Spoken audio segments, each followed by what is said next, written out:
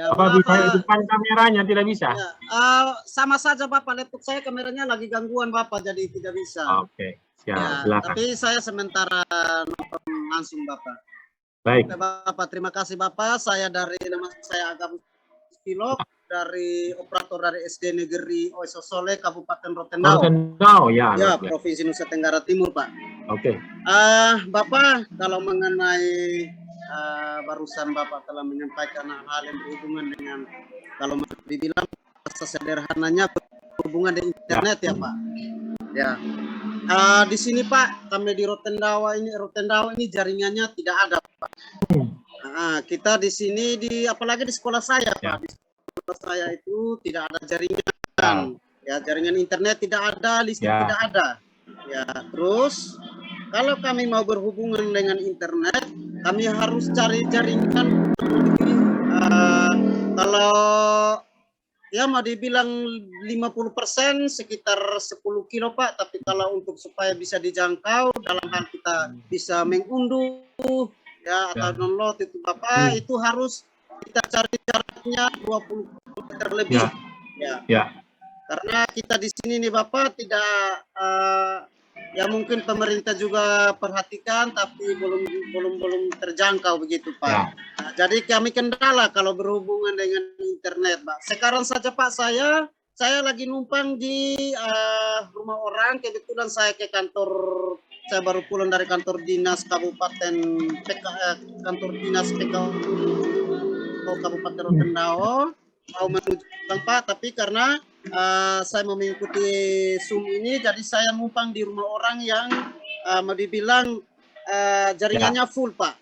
Ya, kurang lebih jarak dari rumah saya ke dari tempat ini ke rumah saya masih 50-an kilo.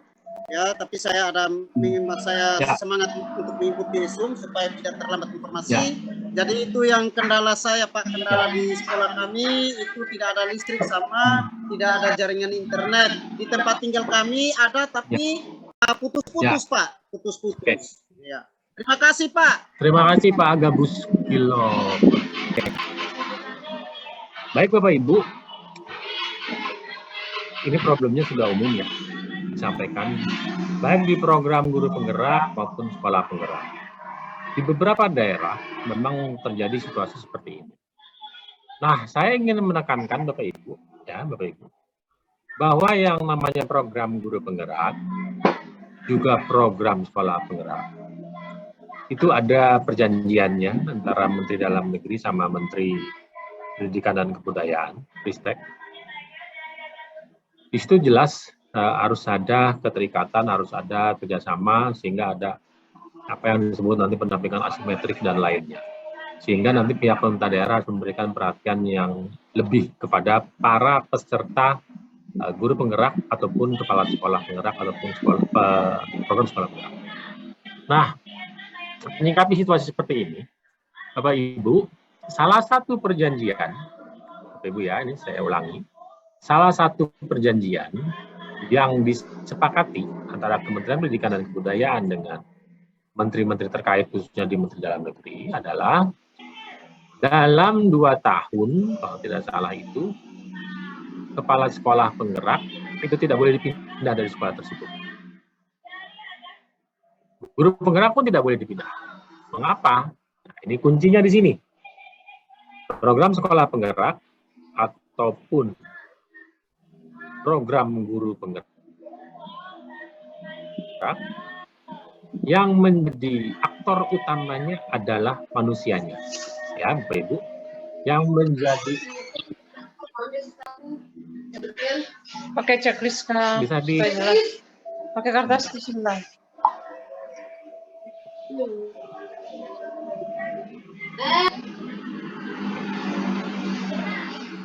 Oke, saya ulangi. Program sekolah penggerak, program guru penggerak, fokusnya jelas yang pertama adalah manusianya. Ya. Bukan sarana dan prasarananya. Gitu. Jadi mengapa ini dikedepankan? Karena memang kalau kita bicara sarana dan prasarana, otomatis itu akan selesai dalam waktu yang singkat, dalam tanda kutip Bapak Ibu. Sepanjang ada uang selesai. Kalau tidak ada uang ya belum selesai. Nah untuk itu lahirlah program guru penggerak. Manusianya yang harus berinovasi. Nah sehingga kita lihat di sini hasil riset bagaimana menunjukkan para peserta pendidikan guru penggerak itu meningkat kemampuannya berinovasi. Ya. Tidak diukur meningkat ketersediaan sarana dan prasarananya. Tidak itu. Jadi manusianya. Sama juga dengan program sekolah penggerak yang diperbaiki dalam tanda kutip. Yang ditingkatkan kemampuannya pertama adalah kepala sekolahnya. Gitu ya. Nah, jadi makanya kepala sekolahnya diseleksi. Kepala sekolahnya dinilai siap atau tidak mengikuti program sekolah penggerak. Nah, apabila tidak siap, dia tidak akan lulus. Nah, itu Bapak. Nah, jadi ketika sekarang keluhan yang keluar adalah ketersediaan sarana dan prasarana, ini harus kita luruskan bahwa program-program sekarang lebih meningkatkan manusianya dulu, Bapak Ibu. Bukan sarana prasarananya. Memang sarana prasarana menjadikan persyaratan. Tetapi kalau kita utamakan ketersediaan sarana dan prasarana, nah nanti yang daerah-daerah khusus tidak akan dapat program ini. Karena tidak ada sarana dan prasarana. Nah, seperti Bapak, mohon maaf mungkin di Rotendau seperti tadi situasinya. Tentu tidak akan dapat program ini. Ya. Nah, jadi untuk program-program ini yang dikedepankan adalah kita meningkatkan manusianya dulu. Baik program guru penggerak maupun di program sekolah penggerak. Program sekolah penggerak yang dimulai bukan meningkatkan sarana dan prasarana, tapi meningkatkan kepala sekolahnya menjadi kepala sekolah penggerak. Sehingga di perjanjian disampaikan kepala sekolah penggerak atau peserta pelatihan atau pendidikan kepala sekolah penggerak dilarang dimutasi. Nah, nanti misalnya saya akan pindah. Kalau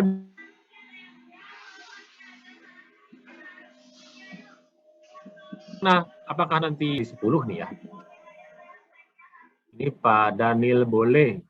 Nah, ketika beliau sekarang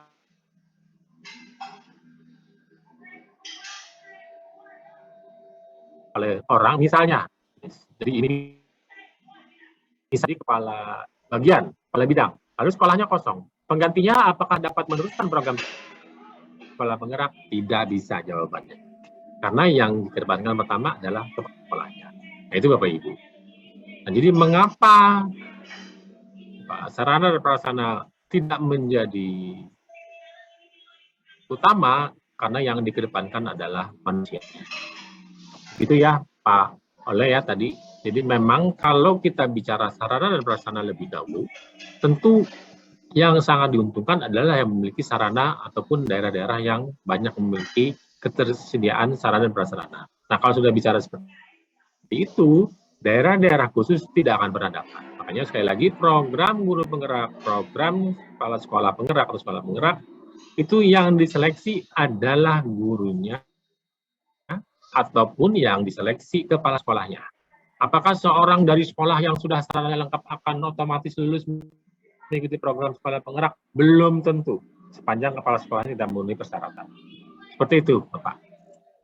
Oke, selanjutnya ini begitu Pak, mudah-mudahan jawabannya seperti itu kondisinya memang. Jadi saya menyemangati Bapak Ibu bahwa bukan sarana prasarananya yang kita bicarakan di program-program ini. Berikutnya Pak Doni Handoko. Saya persilakan menghidupkan. Oke, silakan, terima kasih Pak. Nah, kepala SD mana Pak Doni ini? Bentar Pak, saya SD 007 bagian besar Pak. Bagian besar di Provinsi Riau, Provinsi Riau, Kota Dumai. Begini Pak, yang kami hadapi, kami dari 2018 sudah melakukan perubahan untuk digital. Ya. Guru-guru wajib menggunakan laptop untuk proses KBM. Menjadi satu kewajiban bagi guru-guru itu disupervisi menggunakan metode pembelajaran untuk proses KBM. Jadi kami dimasuk di sekolah penggerak ini ingin lagi memperlancar prosesnya itu dan dapat diaplikasikan. Guru-guru sudah bisa bikin video pendek 3D, AR. Terus itu kami sudah bisa membuat quizzes. Proses penilaian ujian itu non kertas lagi. Cuman kami terkendala di sini memang terus terang bos kinerja semalam yang kami dapat sekitar 70 juta bantuan dari kementerian itu sangat luar biasa untuk peningkatan SDM. Luar biasa sekali untuk peningkatan SDM, narasumber. Juga tahun ini kami akan membuat kerjasama dengan sebuah lembaga pendidikan universitas ya, universitas di daerah Riau ini, Unikatan Teknologi. Jadi di sini Pak terkendala karena kami rata-rata di sini anak buruh semua. Sewaktu melakukan kegiatan penilaian itu yang punya handphone Android. Kami di sekolah sini boleh memakai Android sekolah, diwajibkan bahkan. Jadi ada yang tidak punya Android itu dalam proses KBM itu kami terkendala. Semalam kami coaching itu meminta kepada pelatih ahli kami Pak Hadion dari Riau untuk Kota Dumai itu kami minta itu dari kementerian untuk memberikan paling tidak tablet ya, tablet untuk proses itu. Jadi tidak semua sekolah tapi sekolah yang siap menjadikan dia katalis itu kami. Terus itu sangat dibutuhkan sekali anggaran bantuan bos kinerja ini secepatnya Pak, karena program nggak boleh putus, nanti kita lambat lagi. Karena nanti kita harus jalin kerjasama lagi yang dengan lembaga pendidikan, praktisi, narasumber. Ini kalau putus, dia guru agak terlena gitu. Ya, terus itu ya memang penting yang berbasis data ini penting karena dia direkam.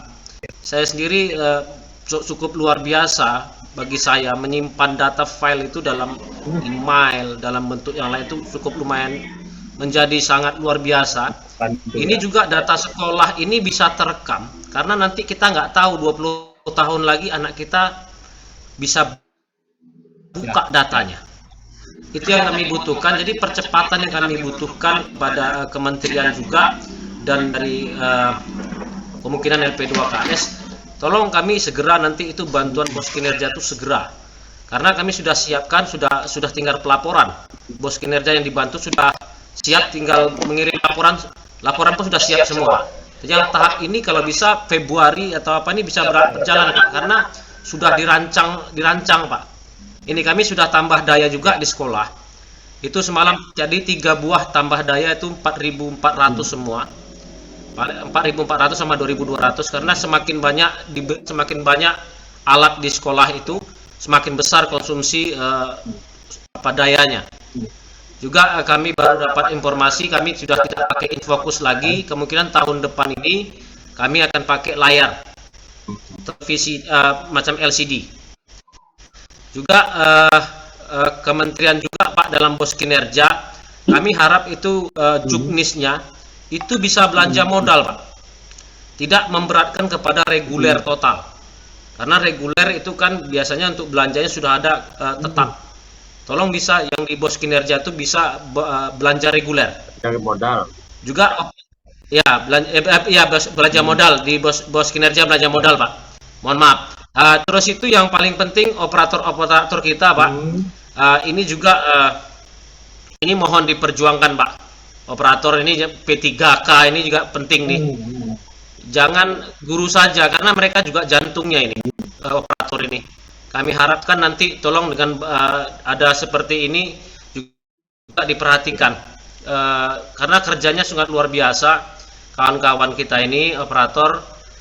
Data-data sekolah merupakan sentral dari dia semua. Dapodik juga sekarang diperbantukan lagi, kami menyimpan data yang berbasis data di sekolah ini, sentralnya beliau, servernya beliau juga untuk dapat di kementerian dan yang lain-lain terkait baik Menteri Dalam Negeri mungkin ini bisa menjadi masuk ke P3K agar adil dan merata. Kasihan kawan-kawan operator kita ini Pak.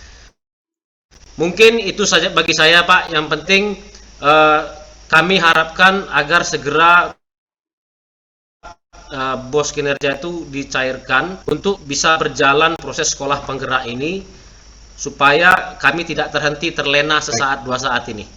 Mungkin begitu Pak. Dan juga lagi Pak, saya mohon pelatih ahli tidak daring lagi Pak.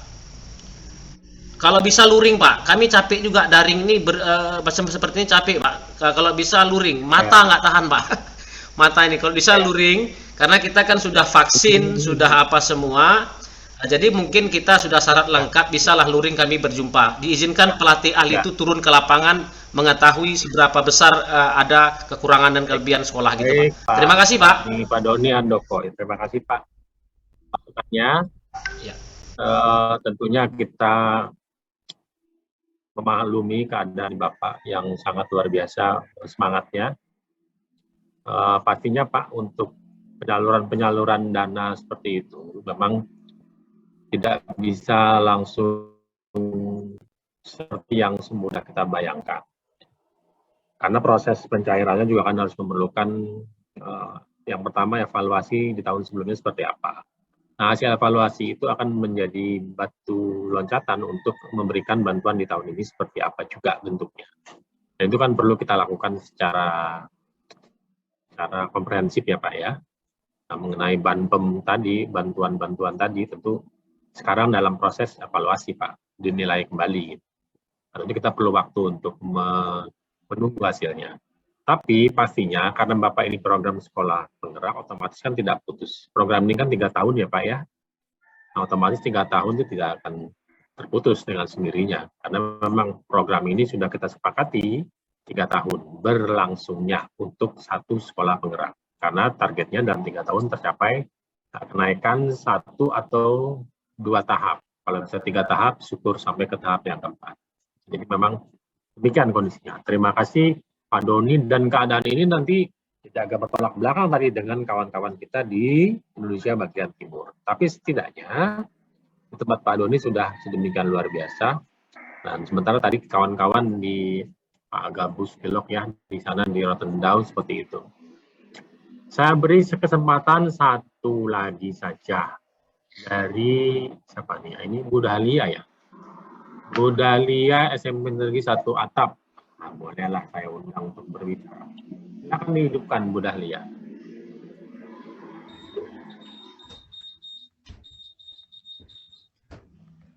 Assalamualaikum warahmatullahi wabarakatuh.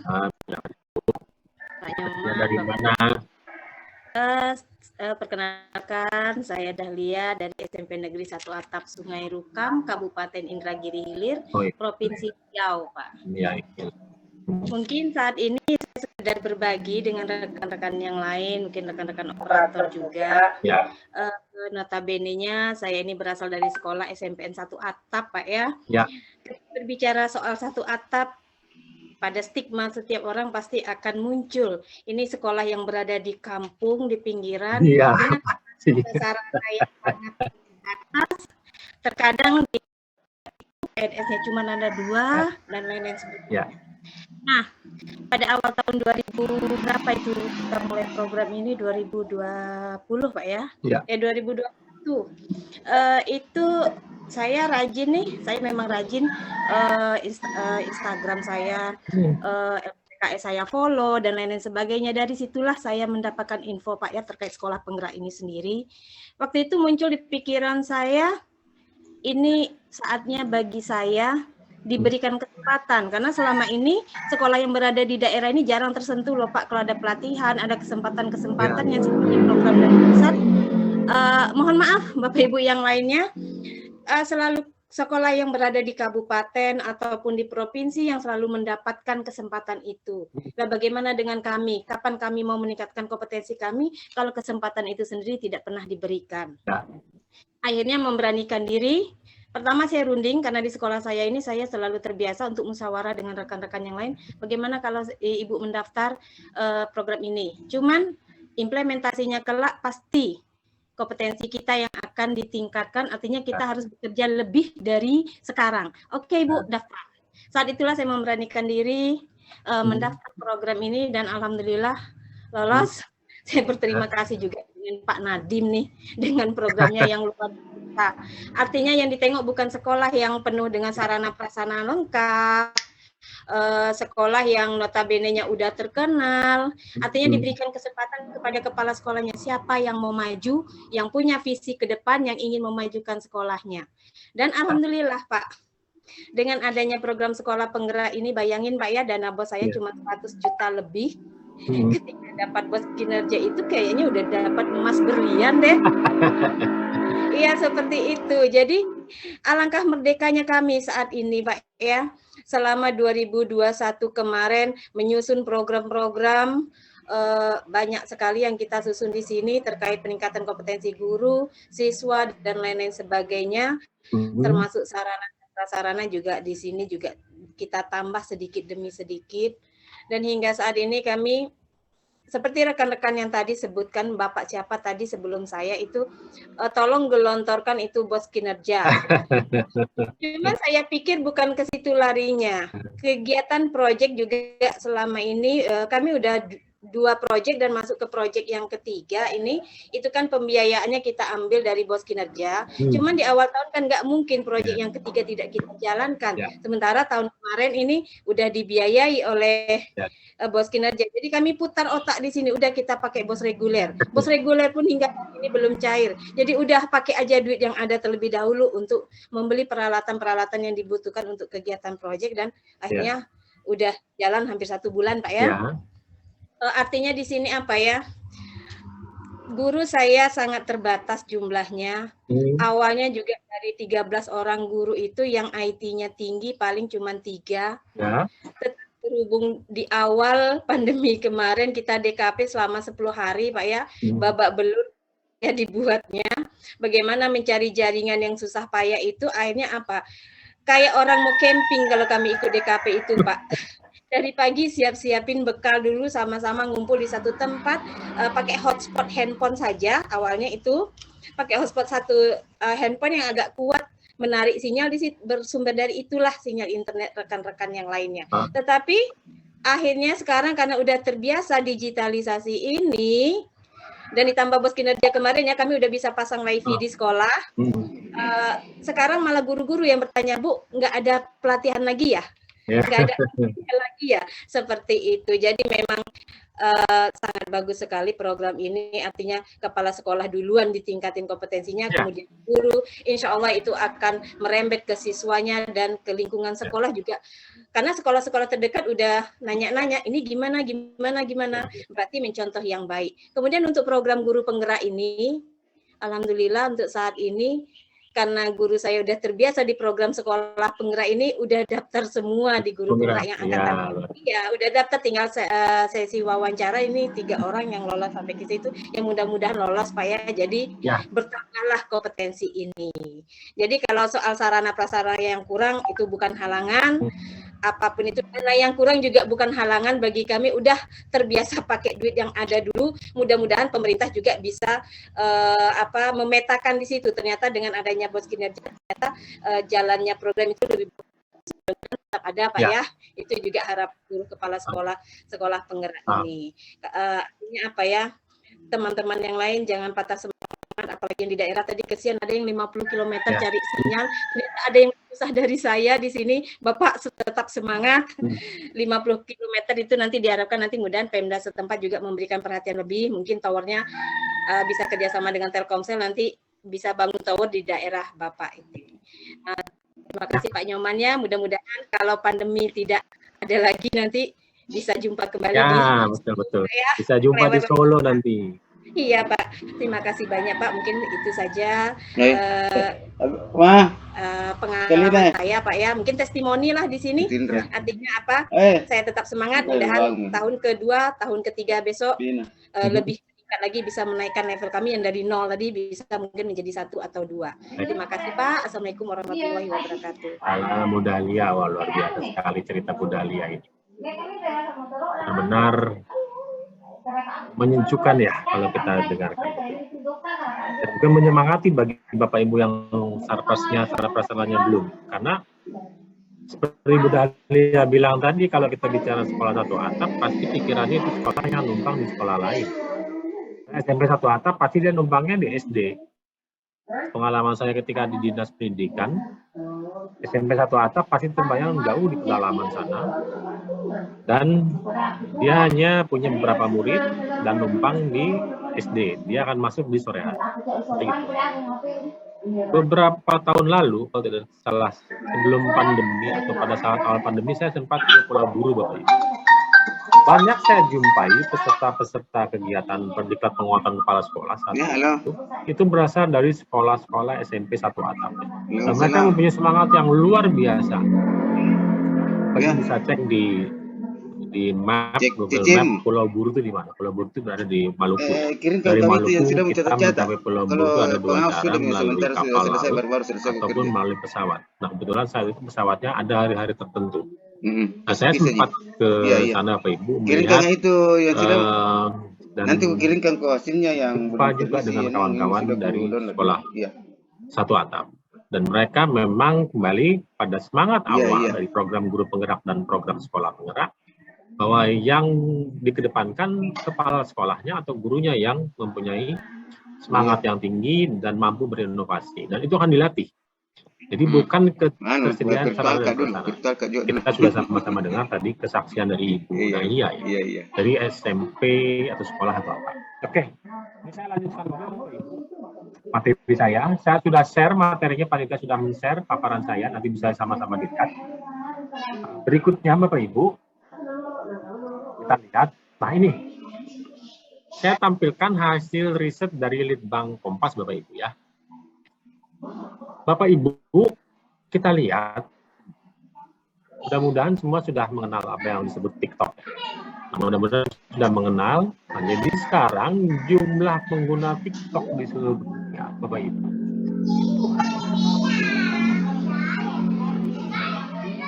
miliar akun TikTok yang ada di seluruh dunia. Nah, sementara di Indonesia, Bapak Ibu, pemain paling populer di Indonesia itu sekarang, survei yang dilakukan itu sepanjang 15 Desember 2021 sampai 13 Januari yang minggu lalu, 22 tahun 2022, domain tertinggi di Indonesia yang sekarang benar-benar top, yang pertama TikTok, yang kedua Facebook, ketiga Google. Oke, kita stop di sini. Nah, ini kategorinya hiburan, Bapak Ibu. Bapak Ibu sekarang harus mulai mempersiapkan materi belajarnya atau bisa saja materi rapatnya melibatkan media TikTok untuk mempermudah. Mengapa? Kalau kita lihat di sini, pengguna media sosial, Bapak Ibu, ini sumber berita dan informasi digital ya, audiens dunia dasar usia. Apakah di tempat Bapak Ibu ada guru yang berusia 18 sampai 24? Nah, yang usianya ini masuk di generasi Z, Bapak Ibu. Generasi ini 66% menggunakan media sosial, Bapak Ibu, untuk mencari berita atau mencari informasi. 18% menggunakan media digital. Nah, kalau kita lihat, Bapak Ibu ya, media digital itu apa? Kalau media sosial gampang, Bapak Ibu ya, ada TikTok, ada Facebook, ada Twitter, ada apa lagi? WhatsApp, itu WhatsApp group, itu media-media sosial. Sekarang kalau media digital di sini ada bacanya dari portal berita, mesin pencarian dan agregator, ya. Jadi ini, jadi kalau sekarang kita membuka website apa gitu, website kantor dinas pendidikan, itu orang udah jarang. Anak-anak, kawan-kawan di generasi Z itu jarang membuka alamat website, www apa udah jarang. Dia lebih mudah mendapatkan berita atau informasi dari media sosial. Contohnya apa? WhatsApp group, TikTok, dan yang lain-lain. Dari sini, Facebook, Instagram, 66%. Kalau yang Bapak Ibu, kawan-kawan guru berusia di sini, dia kecenderungannya di sini. Nah, lalu kalau sekarang guru-guru kita, atau mungkin Bapak Ibu sekarang berusia 25 sampai 44, atau disebut dengan generasi Y, itu 63% menggunakan media sosial untuk mendapatkan sumber berita atau informasi digital. Hanya 23% yang membuka portal-portal berita. Saya buka berita, buka apa ya, koran Kompas, buka koran Tempo, ataupun apalah. Misalnya kayak kalau di itu mungkin ada siaran atau radio, atau bukan radio ya, surat kabar Kupang Pos, ataupun nanti ada di Riau Pos. Nah itu hanya 23% Bapak Ibu yang mencari. Sisa dari media sosial lebih suka membaca dari Facebook kalau ada berita, atau dari WA grupnya ada berita, atau dari Twitter ataupun dari Instagram. Nah, kalau kita berusia di 45 sampai 54 tahun atau generasi X, itu lebih kecil. Yang menggunakan media sosial 54%, lalu menggunakan platform digital lain 28%. Yang usianya 55 sampai 55 tahun lebih itu lebih sedikit lagi. Artinya apa Bapak Ibu? Kecenderungan guru-guru kita yang muda-muda seperti ini trennya. Kalau sudah seperti ini Bapak Ibu, artinya kita harus mulai merubah. Merubah apa? Media belajar yang kita gunakan harus kita mulai menarik atau mulai mempergunakan media-media sosial ini. Kalau tadi ada usulannya bagaimana nih Pak? Kalau online saja tidak tercapai, sebaiknya luring. Nah, mindset seperti itu juga harus kita mulai bergeser. Kita harus mulai membiasakan diri dengan kondisi seperti ini. Ya mungkin kita sekarang sudah terbiasa. Kalau sekarang mungkin kita masih mengeluh ya, masih mengeluhkan ini terlalu lama kalau online lah, capek lah, duduk lah segala macam. Itu ketika kita di usia kita. Nah sekarang hasil riset sekarang seperti ini Bapak Ibu. Ya. Usia yang 18-24. Nah sekarang kalau yang di bawah 18 tahun, anak-anak kita, 17 tahun ke bawah, itu mungkin lebih tinggi lagi ini.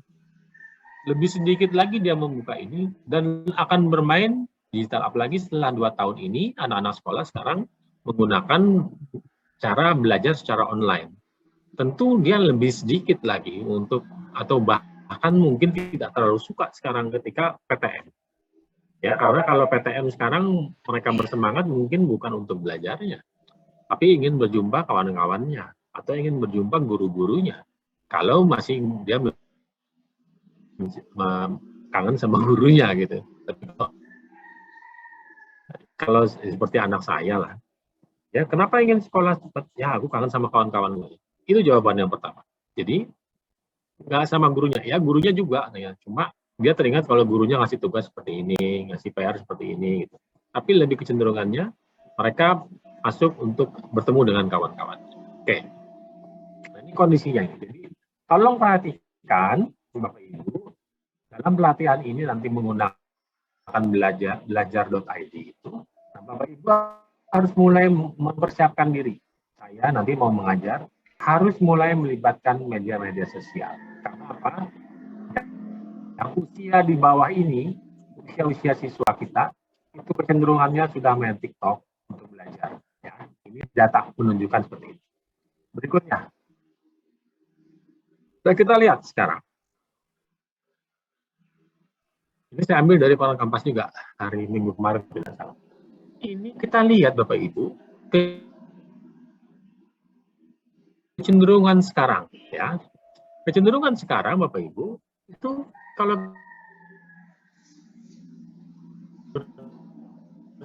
itu tidurnya 14 sampai 17 jam per hari. Bayi umur 4 sampai 11 bulan 12 sampai 15 jam. Anak batita bawah 3 tahun 11 sampai 14 jam.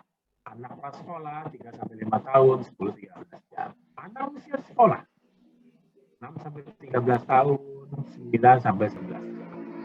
Remaja 14-17 tahun 8 sampai 10 jam.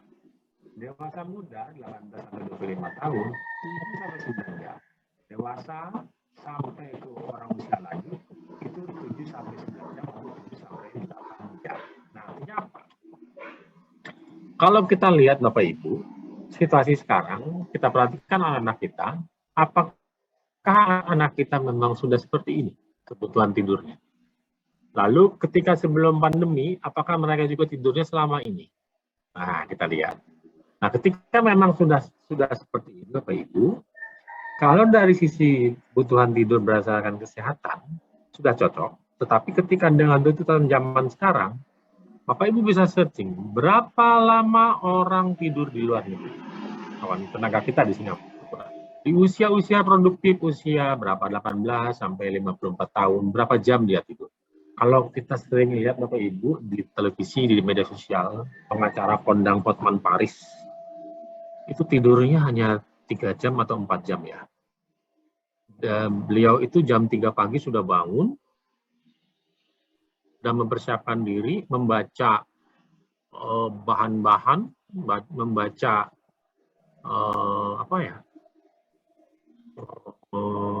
bahan-bahan untuk kliennya, bahan-bahan pengadilan, bahan-bahan sidang, mempelajari lalu menulis artikel-artikel untuk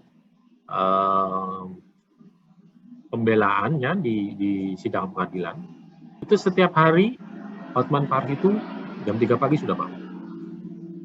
Artinya dia tidurnya tidak lama. Lalu kalau Pak Presiden almarhum Presiden Habibie itu pun tidak lama tidurnya. Kalau kita lihat juga orang-orang sukses tidurnya tidak lama-lama. 3 jam, 4 jam, atau mungkin kita bisa mencoba nanti 5 jam. Tapi kalau kita lihat hasil survei ini seperti ini. Nah sekarang kalau kita lihat setelah pandemi ini, anak kita berapa jam tidurnya? Anak kita misalnya usia sekolah 6-13 tahun, apakah dia 9-11 jam? Kalau masih berada di sini sesuai dengan kesehatan, dia bisa. Ya, benar masih masuk di 9-11. Tapi kecenderungan sekarang ketika banyak online, otomatis dia pergerakan kurang, makan banyak, sehingga kalori yang dia miliki dari makanan yang diasup itu kan tidak terbakar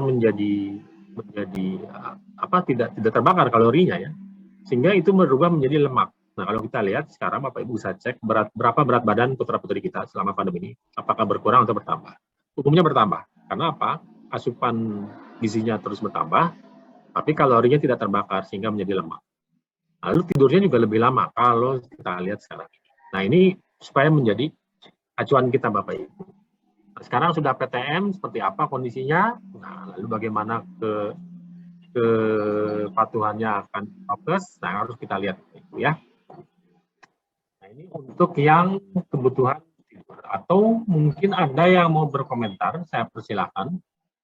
Ibu Yuli ya. Ibu Yuli dari Lampung Tengah. Silakan hidupkan Ibu.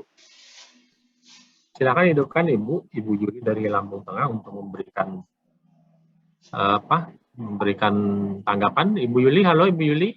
Silakan Bu Yuli. Pak. Ya, Assalamualaikum. Ya, Waalaikumsalam. Silakan Bu.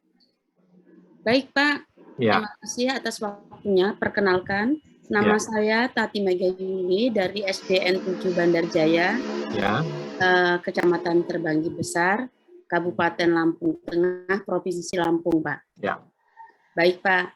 Yang akan saya tanyakan begini, Pak. Dari 30 sekolah di Kabupaten Lampung Tengah, kemarin pada mendapat bantuan pramuka. Kemudian ada 3 sekolah yang tidak mendapat, termasuk sekolah saya.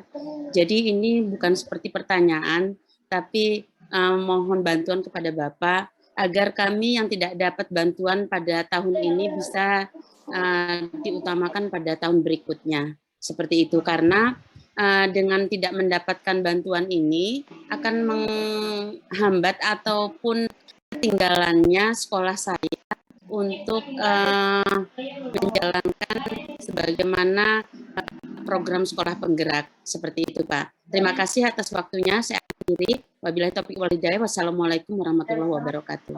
Terima kasih, Bu. Silakan dari SMP Negeri 1 Lubuk Dalam, hidupkan.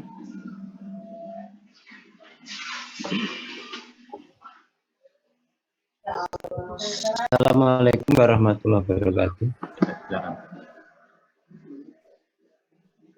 Silakan, Pak. Gini Pak, Nama Bapak untuk siapa, Pak? Silakan, Pak.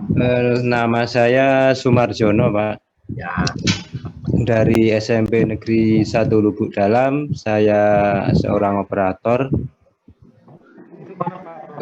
Untuk sekolah penggerak ini Provinsinya untuk di mana, Pak?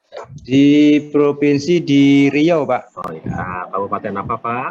Kabupaten Siak. Maaf ini untuk sinyal pas-pasan Pak. Mungkin Ya. audionya agak kurang bagus ya. Ya.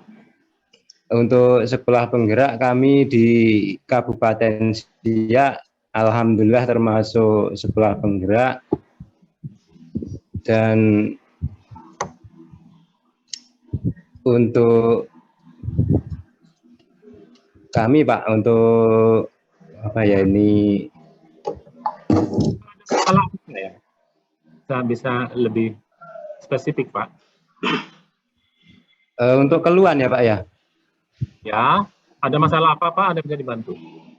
Untuk masalah sekolah penggerak, alhamdulillah kami sudah melakukan hal yang seperti Ya. pelatihan untuk in-house training, itu sudah melaksanakan. Untuk pembelajaran secara digital sudah melaksanakan, seperti ujian semester kami sudah memakai HP Pak, memakai Android Ya. untuk digital. Dan Ya. alhamdulillah labor kami udah bisa untuk akses internet. Semoga saja bisa untuk Ya. menunjang sebagai sekolah penggerak Pak. Itu Pak. Ya. Udah? Cukup? Nah, gitu Pak. Oke, terima kasih ya Pak. Ya Pak, terima kasih Pak. Oke, monggo. Berikutnya Pak Iwan Suryagali. Saya ini kan, silakan Pak Irwan. Silakan disampaikan Pak Iwan. Ya, dari mana Bapak? Sekolah mana? Kabupaten mana? Terima kasih Bapak atas kesempatannya. Saya Ivan Sudarali Madi dari SMP Negeri 1 Mata Iwi di Kabupaten Sumba Timur, NTT Bapak. Oke, Sumba Timur. Ya. Tadi saya bisa masuk, terus tadi karena ada telepon biasa, jadi karena saya pakai masker terlempar.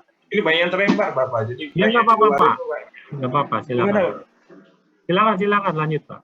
Oh ya, banyak yang terlempar di luar Bapak. Maksudnya. Ya nggak apa-apa. Yang penting Bapak sudah di dalam. Silakan, iya, betul. Yang tadi saya melewatkan banyak materi. Jadi barusan masuk. Ya. Saya tertarik dengan yang ini Bapak, kebutuhan tidur. Jadi karena tadi Bapak memberikan kesempatan untuk komentar. Kalau pengalaman saya Bapak, kalau saya kurang tidur, saya cepat emosi Bapak. Oh ya. Terus juga dari mana sih? Kalau saya juga perjalanan dari tempat domisili ke sekolah itu setiap hari harus 40 kilo. Tapi kalau tidur kurang cukup dari 8 jam, 3 jam itu nanti mempengaruhi kondisi fisik saya. Jadi saya malah setuju ya, tetap rekomendasi ini sampai 8 jam agar semuanya imbang. Nah, kalau yang terkait dengan generasi yang nanti anak-anak untuk TikTok, memang di kami pun di daerah kami itu belum ada sinyal. Jadi daerahnya blank spot, tapi memang anak-anak sudah banyak yang punya akun TikTok. Memang itu yang saya juga sepakat dengan hal itu. Padahal di daerah tertinggal pun itu ada kok. Ya Bapak. Makasih, itu mungkin itu saja. Terima kasih Pak Ivan, selamat bekerja ya. Oke, terima kasih. Coba Bapak Ibu, saya lanjutkan dulu untuk ini informasinya. Terima kasih atas tanggapannya. Lalu dalam sebulan ini bulan Maret tahun 2020. Kita lihat Bapak Ibu, bagaimana konsumsi publik seperti ini dalam ibu rumah tangga, bapak rumah tangga. Kita lihat pengeluaran terbesar ternyata beli rokok dan tembakau, mengalahkan kebutuhan membeli buah-buahan, membeli telur dan susu, membeli apa lagi nih, padi-padian. Ternyata paling besar pengeluaran pertama beli makanan minuman jadi, lalu yang kedua membeli rokok dan tembakau. Ya, silahkan disikapi melihat data ini. Data diolah Litbang Kompas ya. Ini data pengeluaran, ini merupakan rata-rata pengeluaran di perkotaan dan perdesaan. Tidak ada perbedaan. Perkotaan dan perdesaan seperti ini kondisinya. Oke. Berikutnya, ini rata-rata konsumsi kalori, Bapak Ibu. Per kapita sehari menurut kelompok komoditas. Nah, kalau kita lihat seperti ini, apa-apa seperti itu, Bapak Ibu silakan download ya, Bapak Ibu ya. Tuh. Nah, lalu kita lihat di sini, saya skip, saya possible skip dulu, kita lihat. Nah, oke. Nah, ini hasil riset di tahun 2012 Bapak Ibu ya. Ini ada dari Pak F, apa nih Pak F, ya, apa? Sebentar. Pak F. Vinoyita Permana. Bapak Ibu mohon maaf, sampaikanlah hal yang terkait plan PBD dan SDS, waktu kita terbatas. Ya, Pak atau Ibu ya, Ibu Evi ya. Bu Evi, saya menyampaikan kebijakan dulu, nanti materinya untuk PBD dan SDS itu nanti ada ya. Saya ingin mengantarkan dulu. Jadi untuk materi perencanaan berbasis data dan sekolah sumber daya sekolah itu juga nanti materinya. Nah, bukan di jam saya. Oke ya, gitu ya Bu Evi ya. Ya, sabar dulu untuk ini. Kita masih berbicara di level kebijakan nih. Oke. Nah, ini hasil riset Bapak Ibu. Kita lihat berapa pentingnya kepala sekolah. Jadi kalau kita lihat apa yang kita ketahui gitu ya, atau riset mengatakan bahwa satu orang kepala sekolah itu akan menghasilkan 20 guru yang efektif. Sekarang Bapak Ibu menjadi kepala sekolah penggerak, nanti harusnya Bapak Ibu bisa menghasilkan 20 guru yang efektif. Dan dari 20 guru efektif ini akan menghasilkan 500 siswa yang sukses. Ya, ini penjelasannya Bapak Ibu. Jadi strong influence on teacher instructional decision making and decisions to join or leave schools, and jadi memang kepala sekolah itu merupakan influencer yang sangat kuat ya. Kalau kepala sekolah, Bapak Ibu sebagai kepala sekolah tidak disiplin, tentu guru-gurunya juga menjadi tidak disiplin. Kemungkinan. Nah, kalau Bapak Ibu kepala sekolah datang terlambat, otomatis nanti siswanya juga bisa datang terlambat. Nah, apalagi sekarang dengan mudah ya, bagaimana Bapak Ibu mau mendisiplinkan siswa-siswi ketika kita juga datang terlambat. Nah, ini hasil riset menunjukkan seperti itu. Nah, ini Bapak Ibu, saya ingin mengajak Bapak Ibu kepala sekolah untuk merubah pola pikir Bapak Ibu ya. Dari menjadi. Dari kalau ada apa-apa biasanya mengatakan ini bukan kalian saya, bukan urusan saya gitu ya. Nah, harusnya dirubah menjadi bagaimana saya dapat mempelajarinya. Kalau ada hal-hal yang tidak bisa, ya. Itu Bapak Ibu.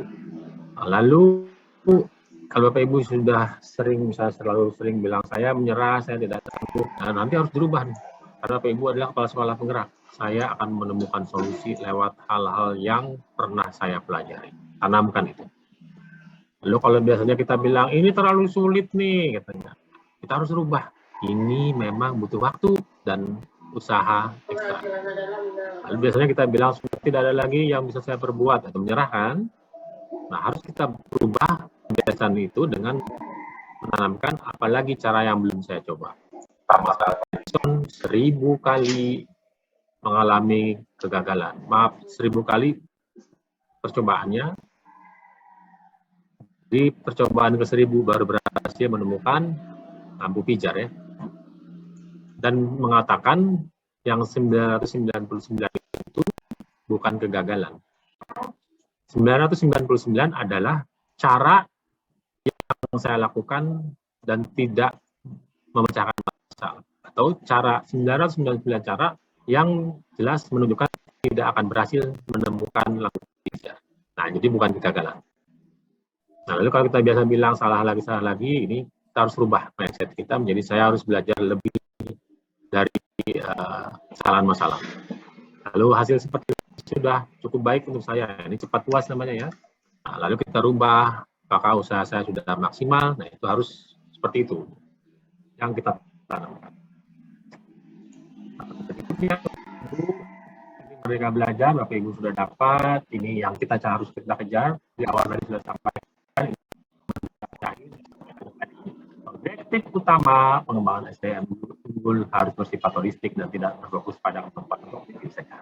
Karena pelajar Pancasila adalah perwujudan pelajar Indonesia sebagai pelajar sepanjang hayat yang memiliki kompetensi global dan berperilaku sesuai nilai-nilai Pancasila. Ini Bapak Ibu, kita lihat nih strateginya ada 5, dan Bapak Ibu sudah dapat di awal, ini program prioritas GTK. Nah, ini gambaran umum nih Bapak Ibu ya, sekolah penggerak nanti Bapak Ibu harus menjadi katalis. Ya, katalis itu adalah sekolah yang melakukan percepatan, memicu, mendorong, mengendorse sekolah-sekolah sekitar untuk menjadi sekolah yang lebih baik lagi.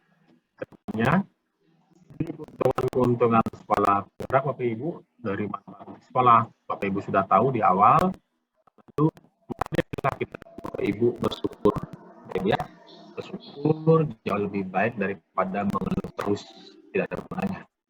Nah, ini bisa di scan Bapak Ibu ya, di scan di mana saya dapatkan ini, saya rubah dulu. Saya agak ini sumbernya di situ ada tulisan puisi.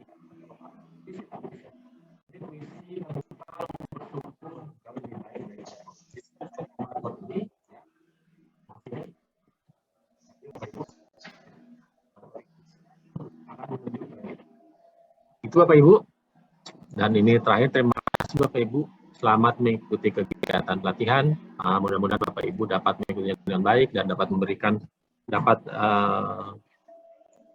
mendapatkan ilmu-ilmu yang lebih baik lagi dan dapat menjadi kepala sekolah yang lebih baik lagi sehingga bisa membawa sekolahnya menjadi sekolah penggerak dan menjadi katalis bagi sekolah-sekolah di sekitarnya. Akhirnya, atas urutan panitia dan izin kita semua, kegiatan pelatihan perencanaan berbasis data dan pengelolaan sumber daya sekolah dengan ini resmi saya buka. Terima kasih. Mohon maaf bila ada hal yang kurang berkenan. Mohon maaf bila ada yang belum sempat saya layani pertanyaan-pertanyaannya. Di sini masih ada yang angkat tangan, ada 3 orang, tapi waktu kita sudah mendekati akhir.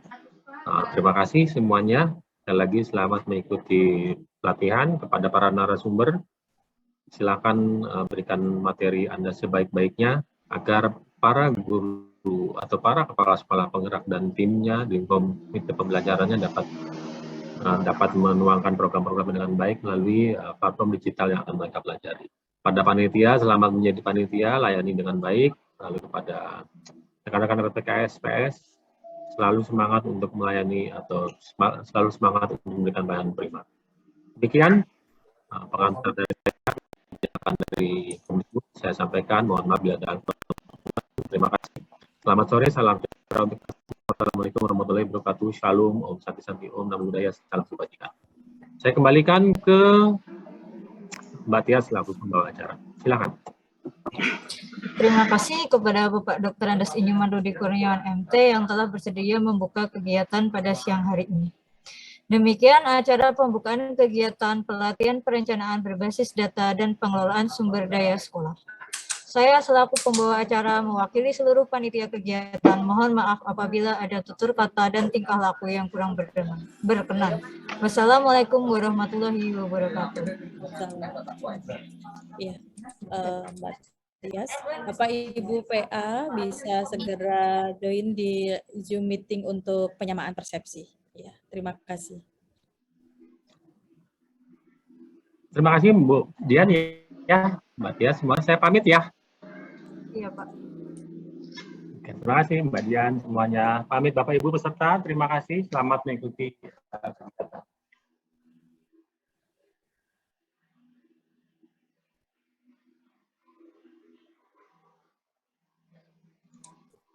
Bapak Ibu, Kepala Sekolah dan Operator Sekolah, silakan bisa meninggalkan ruang virtual ini. Untuk kegiatan pelatihan perencanaan dimulai besok hari Rabu ya Bapak Ibu. Untuk jadwal kegiatan menyesuaikan dengan PA masing-masing.